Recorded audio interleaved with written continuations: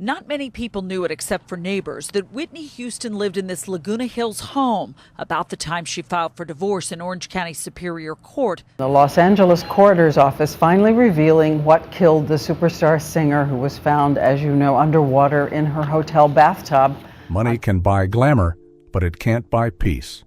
Fame can open every door except the one leading to happiness. And Whitney Houston, the golden voice of the century, who once silenced the world with her mesmerizing high notes, lived and loved with all her heart, only to plummet into the depths of darkness from the lavish mansion that once symbolized her wealth. You wouldn't believe what's left inside that place: a cold, empty house, traces of drugs, broken furniture, and the rotting stench of memories. What drove a legend to such a tragic end? Why did she die alone in a bathtub? Get ready to step into Whitney's haunting, inescapable journey, where the stage lights have faded, leaving only eternal shadows. On August 9, 1963, Whitney Houston was born in a rickety wooden house in Newark, New Jersey. The neighborhood echoed with gospel hymns from small churches, mingling with industrial smoke and blaring car horns. The rundown home had peeling walls, water stained from leaks, and a roof that gave way during heavy rain. Whitney, the youngest of 3 siblings, grew up amid poverty and her parents' big dreams. Her mother, Sissy Houston, a gospel singer with a thunderous voice, could hush an entire church. Her father, John Houston, a stern ex-military manager, always carried a notebook filled with ambitions for his youngest daughter. From the moment Whitney was a newborn, Sissy believed she'd surpass her. John agreed, set on turning his daughter into a star. But they never imagined that dream would twist into a nightmare, where Whitney would be crushed under her mother's harsh expectations. On July 12, 1967, when Whitney was 4, Newark turned into hell. Riots erupted, smoke and fire filled the air, and gunshots rang out endlessly.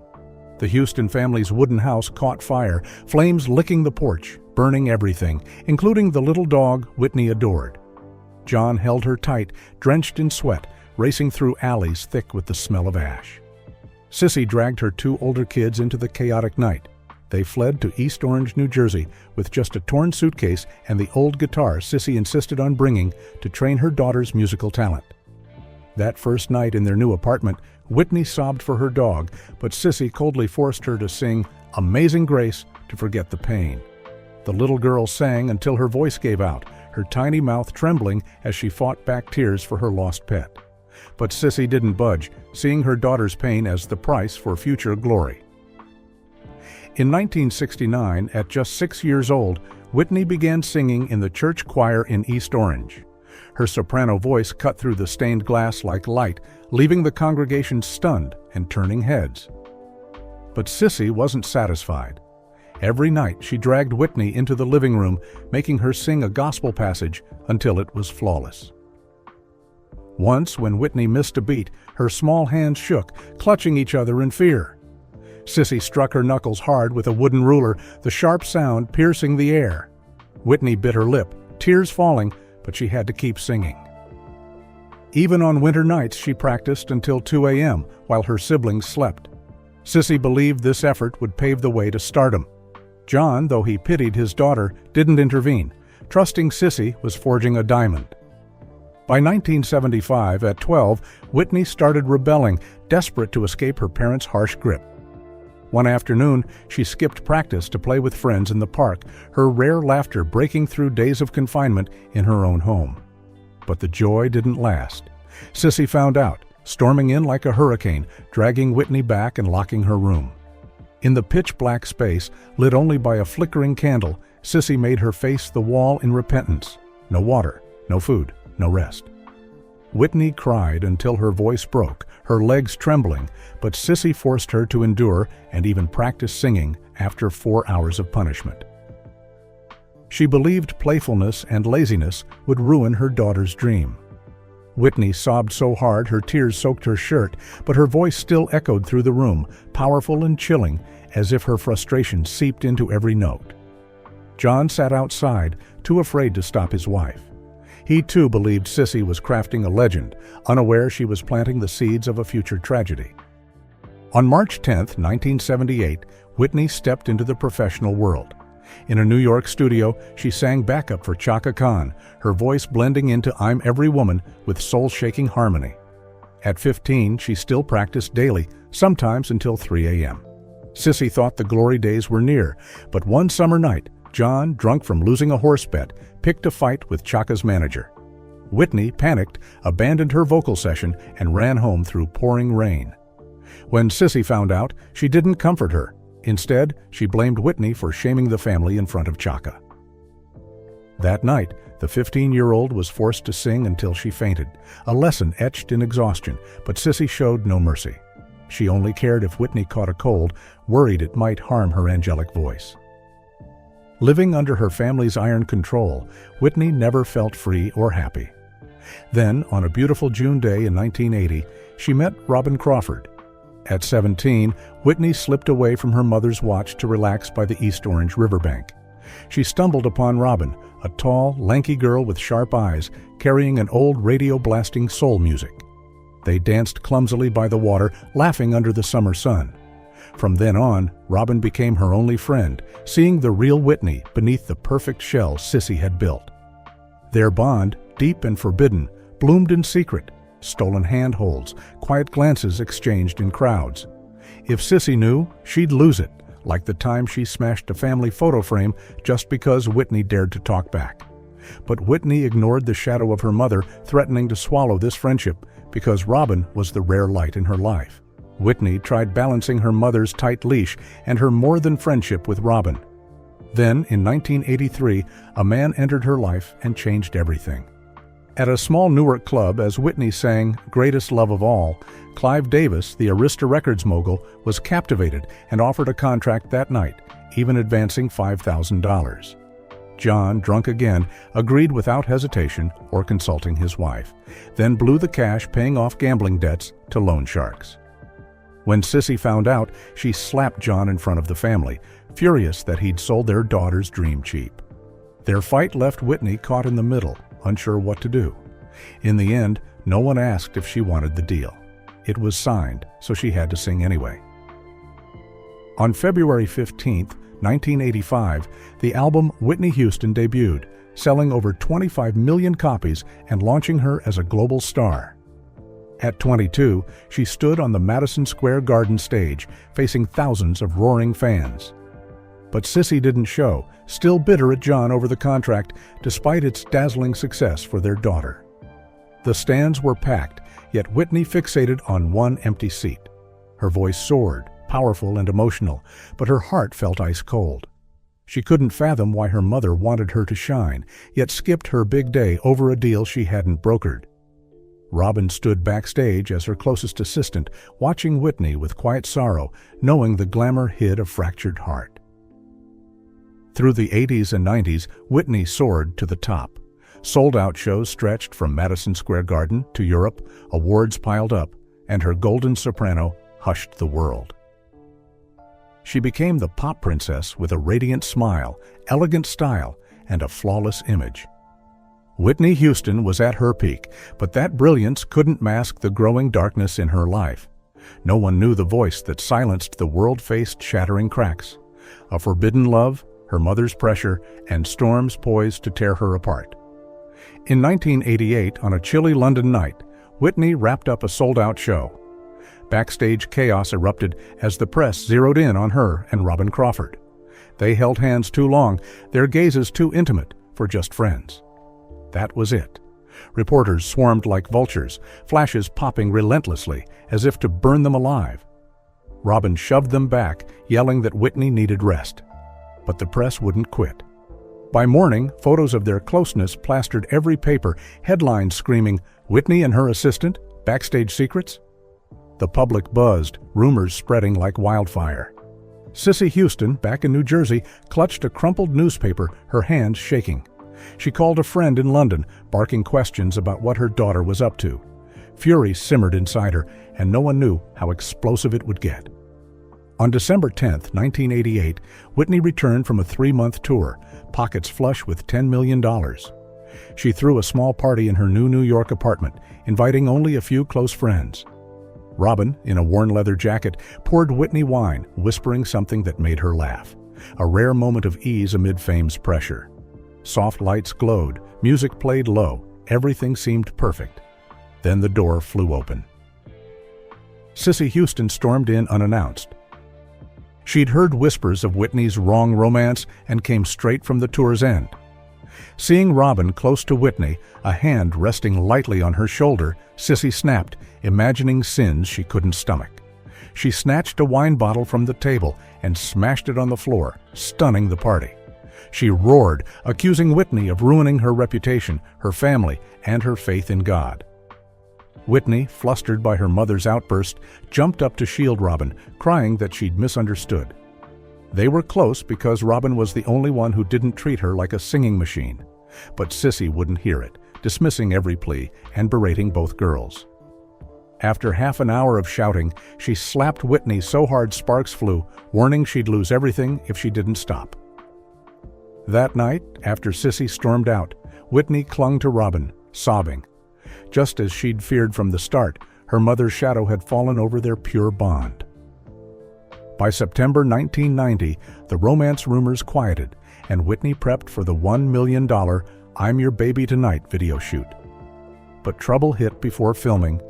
A tabloid leaked a photo of Whitney and Robin hugging in a car with a blazing headline, "Diva's Dark Secret." The public erupted, gay rumors flaring anew. Under Sissy's pressure, Whitney's team fired Robin on the spot. Sissy summoned Robin to the house, offering a choice: take $50,000 and vanish, or face Sissy, telling the world Robin seduced her daughter, all to save Whitney's image. Robin refused the money but agreed to leave. She slipped a letter into Whitney's suitcase, writing that she didn't want Whitney living a lie for her sake, only asking her to keep singing and remember her. Whitney found the note before a Los Angeles show. Her hands shook as she read it, tears streaming uncontrollably. On stage before 20,000 fans, she sang off-key for the first time, her voice breaking with grief. The crowd fell silent, stunned, unaware what the golden diva had lost. Even with Robin gone, the gay rumors wouldn't die. Sissy forced Whitney onto interview after interview, denying everything, even pairing her with random men to quash suspicion. Whitney was exhausted but couldn't break free of her mother's cage. Or rather, losing Robin stripped her will to fight, leaving her at Sissy's mercy. The media war dragged into 1991. At a major press conference, reporters hammered Whitney relentlessly. One blunt question about Robin hit hard. Whitney didn't answer, tears welling up on live TV. A year later, they still wouldn't let it go. With her longing for Robin piled high, she broke down and fled the room, her heels snapping backstage as she crumpled. Her tearful image aired everywhere. In an era harsh on homosexuality, the public mocked her. Tabloids dubbed her two-faced diva. Social media exploded with hate. The pop princess image wobbled, though her next album still sold 15 million copies. Her love with Robin became a mystery fans chased for years. Not until January 10, 2019, did Robin confirm in her memoir, A Song for You, that they'd been lovers. She wrote they had everything, but career and family pressures stole Whitney from her. Sadly, by the time Robin found the courage to speak, Whitney couldn't answer back. To salvage Whitney's image from lingering rumors, Sissy pushed new suitors on her, unknowingly shoving her daughter into a new spiral. Whitney hated them all. They felt too much like her mother, rigid and controlling. She craved someone different. And Sissy's marriage pressure made Whitney reckless in choosing her lifelong partner. On July 18, 1992, Whitney walked into a lavish wedding at her $2 million Mendham, New Jersey mansion, marrying Bobby Brown, the R&B bad boy with a dangerous smile and a rap sheet a mile long.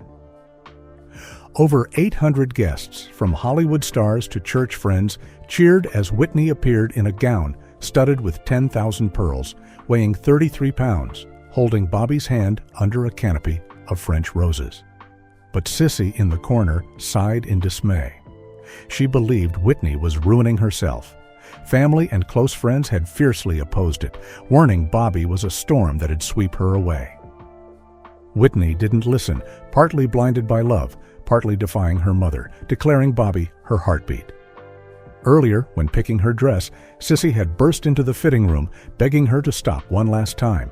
She swore Bobby would be her biggest mistake. Whitney screamed back that her mother just wanted a puppet. Sadly, Sissy was right. Trouble showed hours after the vows. Bobby, drunk, smashed a crystal wedding statue in a rage just because a male guest ogled Whitney too long. Shards flew, the festive mood shattered. Whitney forced a smile to hide her fear, telling everyone her husband was just too tipsy. In 1993, their marriage's first tragedy struck. On March 4th, Whitney gave birth to Bobby Christina in an Atlanta hospital. Joy overflowed as she cradled her baby, eyes sparkling with hope. Weeks earlier, the Bodyguard World Tour raked in $50 million, boosting the family's elation. But happiness faded fast. In November 1993, less than 8 months later, Bobby stumbled home from a wild Miami party. Shirt torn, reeking of booze like a toxic wind, he stormed into the Mendham mansion. Whitney, 12 weeks pregnant, refused to duet with him at an upcoming show, feeling it wasn't right. Bobby flipped, smashing the glass coffee table. A 20-centimeter shard lodged in the crib, inches from Bobby Christina's head. Whitney rushed to shield her daughter, screaming he'd lost his mind. But Bobby kept going, hurling a lamp through the window, glass exploding. In the chaos, Whitney slipped, slamming her belly onto the hardwood floor. She clutched her stomach, wailing, terrified she'd lose the unborn child. Yet Bobby walked out, leaving her alone in despair. She called Sissy, but her mother coldly blamed her for picking the wrong man. That night, Whitney lay on the floor for hours, writhing until paramedics arrived, whispering apologies to the baby. In the end, that child never got to see the world.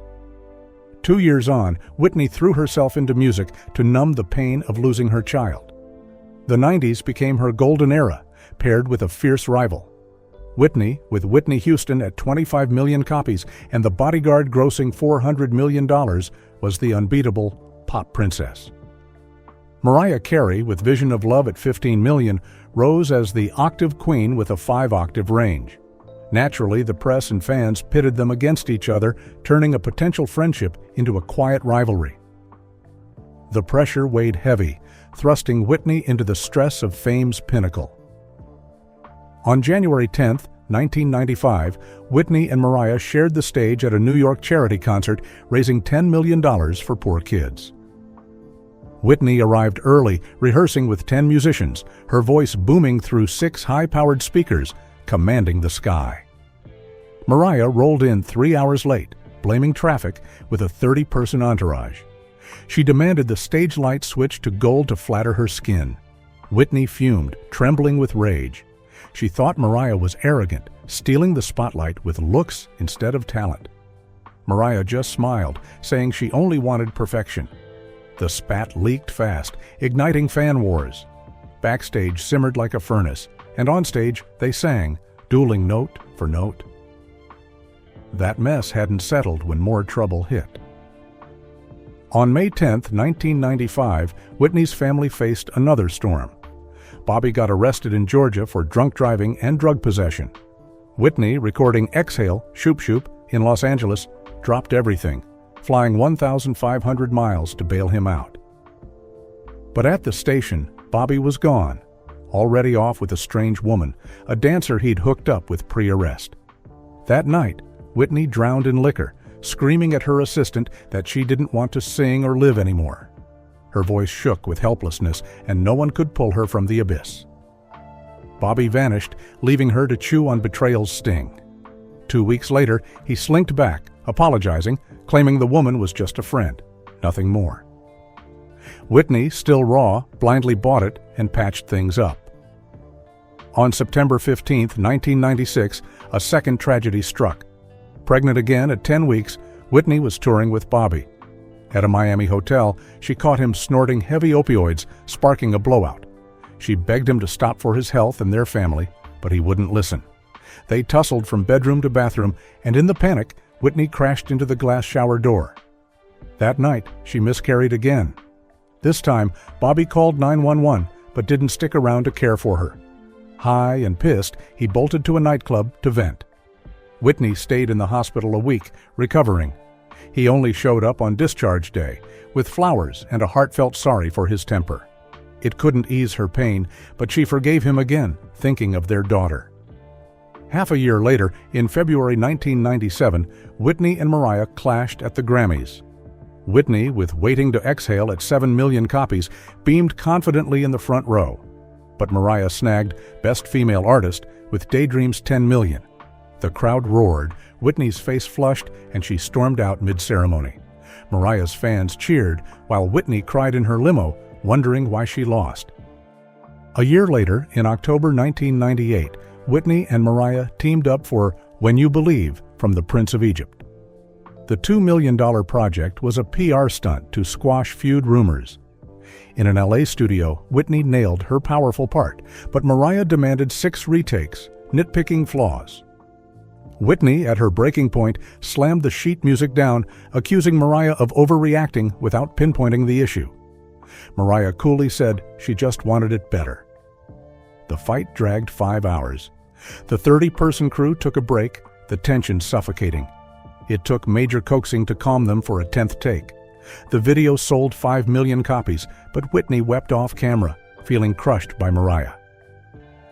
Rivalry pressure and repeated child loss drove her to spend hundreds of thousands on sedatives from 1993 to 1998, her voice hoarsening from overwork and an obsession to outdo Mariah. Yet fate kept piling on. Torn by stress and pain, Whitney slid into drugs, seeking relief for her bleeding heart. She never guessed that white powder would drag her into an endless pit. In June 1999, Whitney was pregnant a 3rd time. At 8 weeks, she vowed to quit drugs for the baby's sake. But Bobby wouldn't back her up.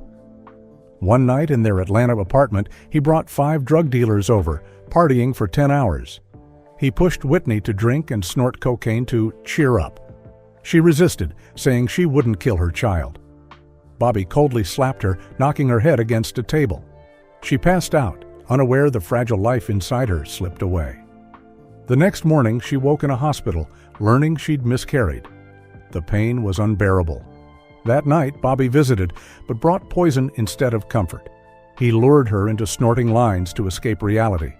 Whitney, no longer lucid, fell back into addiction, eyes bloodshot, hands trembling in a room thick with white smoke.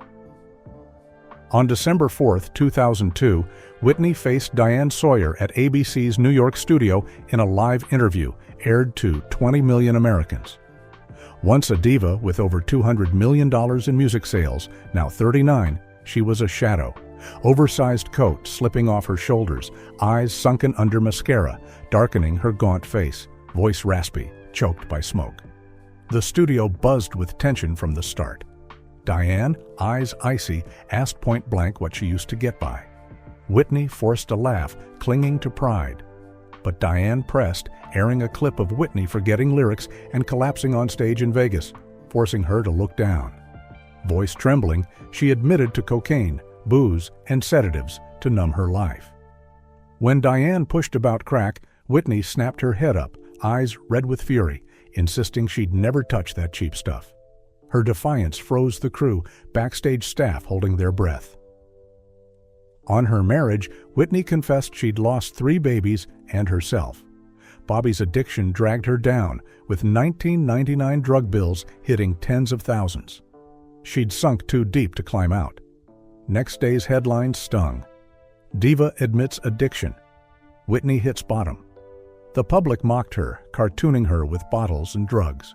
Old fans turned away. 2 days later, she lost a $5 million ad deal, and her 2003 tour got axed. Christmas 2002, she checked into a hospital, exhausted, down 22 pounds, still unable to ditch the powder eating her alive. Mid-December 2002 brought a bigger shock. John Houston, her father and ex-manager, sued her for $100 million in a New Jersey court.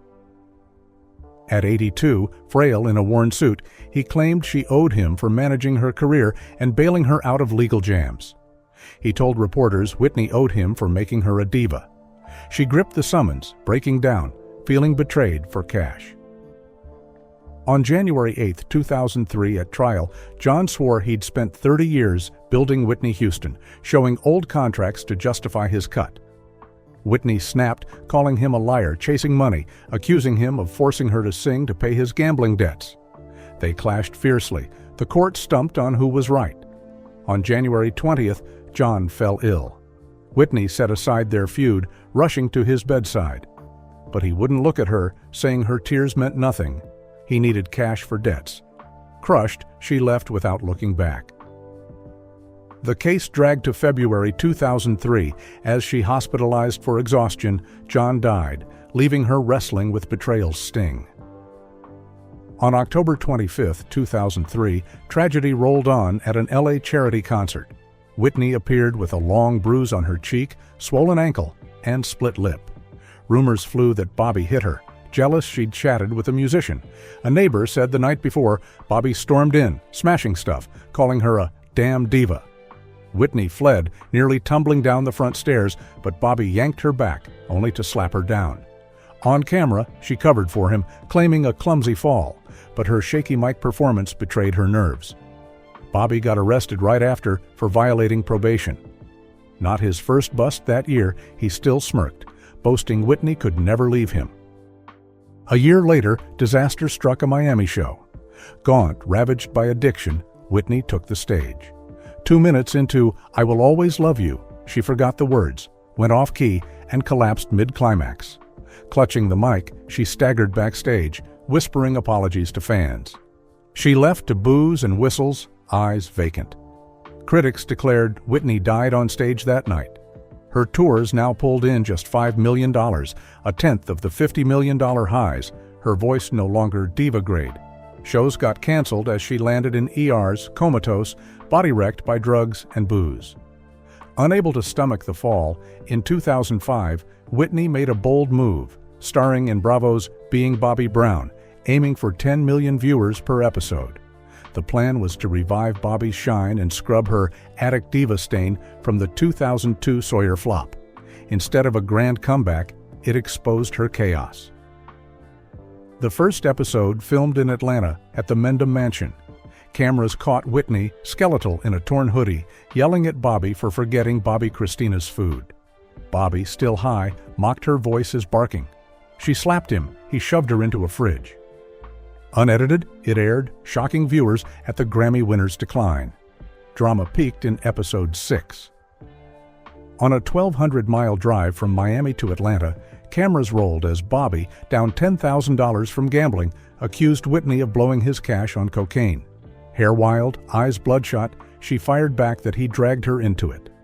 Despite fan protests, Bravo aired all 10 episodes, pocketing $15 million from her downfall. Post-show, Whitney lost a $3 million ad deal, and recording plans tanked. Worse, it made Bobby Christina a laughingstock among peers, pushing Whitney to file for divorce. After 14 years in a fiery marriage, she walked into Morris County Court, New Jersey, seeking freedom and custody. The divorce stretched to 2007, a public tragedy. At the first hearing, Bobby accused Whitney of forgetting Bobby Christina's birthday in a cocaine haze, showing pics of her wasted at a wild party with a Coke straw. Whitney screamed he was worse, beating her bloody and cheating with 30 women over 14 years. She presented a diary logging his rampages and bruises she hid under thick clothes. The judge stepped in as they nearly brawled, Bobby Christina sobbing in the back. By March 2007, Whitney hired a PI, nabbing pics of Bobby buying drugs, proving he'd ruined their daughter like he did her.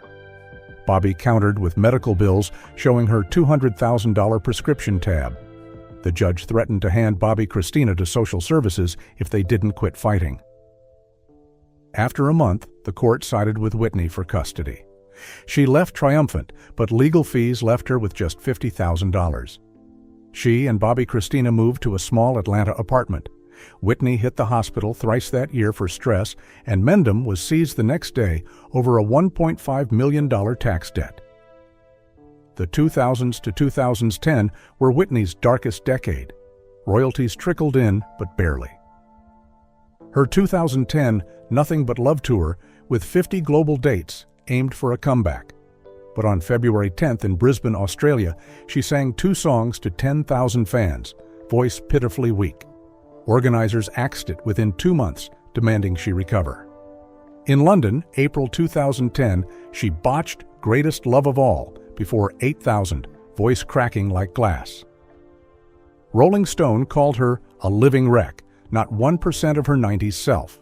The tour limped to 28 of 50 shows, losing $7 million. Whitney sold everything to cover debts. From a diva with the Bodyguard's $400 million, she was a faded shell with no way back. Whitney hit Los Angeles on February 8, 2012, chasing a glimmer of her old shine. She checked into the Beverly Hilton with assistant Mary Jones and friends, prepping for a February 11th gala with 500 VIPs. But omens loomed. On February 9th, at Kelly Price's party, Whitney wore a soaked dress, sweat or water unclear, voice raspy, strangled. She clashed hard with singer Stacey Francis, accusing her of stealing her spotlight, then stormed off fuming. No one grasped what snapped. On February 11th morning, she called Sissy from room 434, upbeat, saying she'd dazzle that night, telling her to watch, hanging up at 10 a.m. Sissy didn't know it was their last talk. Around 3:30 p.m., Mary Jones stepped out for makeup supplies. Returning 20 minutes later, she screamed. 5 empty Xanax and Flexeril bottles rolled on the floor. Whitney lay unconscious in the tub, face down in 104 degrees Fahrenheit water, legs dangling out, hand clutching a shattered wine bottle. Red stained the water from wine, not blood, but the scene chilled. Jones yanked her out, called security, gave CPR on the wet floor. Medics arrived at 3:55, pumping her chest 30 minutes. No response. She was pronounced dead on sight, while downstairs, Clive Davis's party laughter echoed, a cruel contrast of life and death.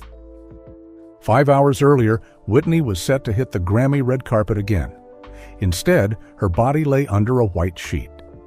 Bobby Christina, 18, downstairs, raced to 434 on hearing the news, collapsing at the door, hospitalized for shock. Sissy fainted at home on the call. A March 22nd LA coroner's report ruled Whitney passed out before drowning with heart disease and cocaine, plus marijuana, Xanax, Benadryl, and Flexeril in her system as factors. But conflicting details sparked conspiracy talk. High cocaine levels could have stopped her heart, yet when she used it was unclear. At 99 pounds, she'd struggle to score drugs alone. Ray J., her rumored boyfriend, faced suspicion after a witness saw him leave at 3 p.m. with a woman's bag. He denied it, but online fans branded him a silent killer. Mary Jones drew eyes too, absent 20 minutes before the end, a coincidence too neat. Jones claimed a 20-minute errand, but security said an hour, hinting Whitney wasn't alone. 20 mystery fingerprints marked the door, yet no camera caught 434's entrance, despite 200 hotel feeds, fueling doubts. A maid told TMZ she heard arguing at 3:15 p.m., but Jones swore no one else came in. Cocaine on the table, 20 10-inch lines, laid out ritual-like, suggesting planning, not solo use. Clive Davis's callousness, partying post-death, stoked theories he masterminded it. After earning $200 million off her, they disposed of her when she stopped profiting, leaving scandals. With no proof, the coroner called it an accident after 30 days, despite family demands to trace the drugs. Whitney's death sparked deep public grief. Her February 18, 2012, funeral at New Hope Baptist in Newark aired live, drawing 5 million global viewers. Thousands lined up in cold rain, laying white roses at the gate, whispering goodbyes to the diva who'd enchanted them. At the 2012 Grammys on February 12th, Jennifer Hudson's tearful "I Will Always Love You" before 20 million TV viewers became an unforgettable tribute. From her final year's wreckage, addiction, divorce, collapse, Whitney's image morphed into an eternal icon. Fans built 50 makeshift memorials across LA, leaving thousands of photos and candles burning all night. The press, once brutal, now praised her as the voice of the century. She was no longer the broken diva in a tub, but a woman who transcended pain to leave a lasting mark on music lovers. Yet her estate at death painted a stark contrast. On paper, she held $20 million, mostly music royalties and property like Mendham. In reality, debts piled high, $1.5 million in taxes, $1 million from the failed Nothing But Love tour, and legal bills, leaving her account near empty at $5,000. Post-death, her worth skyrocketed. Hits like I Want to Dance with Somebody and Greatest Love of All surged, with sales and streams jumping tenfold in 2012. By 2020, experts pegged her music legacy at $100 million, with 200 million records sold worldwide still earning. Docs and reissues boosted it more, turning a broke star into a posthumous goldmine. But her family, instead of thriving, drowned in disputes. Whitney's 1993 will, penned at her bodyguard peak, left everything to Bobbi Kristina, reflecting faith she'd carry the legacy, though debts ate most of it. At 18, when Whitney died, Bobbi Kristina inherited it all, but never enjoyed it. On July 26, 2015, tragedy echoed. Bobbi Kristina was found unconscious in an Atlanta bathtub, mirroring her mom. After 6 months in a coma, she died from brain damage and drugs, leaving the family in a bitter fight. With her gone, the estate shifted to Houston kin. Sissy demanded control, claiming sole clarity to guard it. Whitney's cousins, Dionne Warwick and others, pushed back, saying Sissy was distant in her final years. A legal war erupted in New Jersey courts with hours-long battles. By 2016, a judge split the estate, pleasing no one, leaving lasting family rifts once tied to music royalty. The Mendham, New Jersey mansion, once Whitney and Bobbi's gleaming symbol, now stands silent, a ruin amid sparse woods, overgrown with weeds and sorrow. Bought in 1987 for $2 million, the 5,000-square-meter home boasted 10 bedrooms, 5 fireplaces, and a 50-meter pool, host to Whitney's extravagant July 18, 1992 wedding. From that high, Mendham witnessed her fall. After her 2012 death, bank auctions flopped amid tales of cold air seeping from broken windows, like Whitney's spirit warding off intruders. In 2013, a real estate group snagged it, eyeing a resort conversion, but scrapped it after Bobbi Kristina's 2015 death. Workers reportedly fled, spooked by singing from the basement and blood seeping from cracked walls during demolition attempts. By 2020, a documentary crew bailed after hearing voices in a rainy night, likely just leaks and dampness, but it chilled them enough to quit. Since then, Mendham festers in neglect, a tragic relic of a shattered family. Despite a life ripe with controversy till her end, Whitney's legacy endures timelessly. With over 200 million records sold globally, hits like I Want to Dance with Somebody and Greatest Love of All still resonate. She nabbed 6 Grammys, 22 American Music Awards, most awarded female artist of her time. Her influence shaped Mariah Carey, Beyoncé, and modern R&B pop. A broken diva, Whitney remains an immortal icon, her 90s voice unforgettable.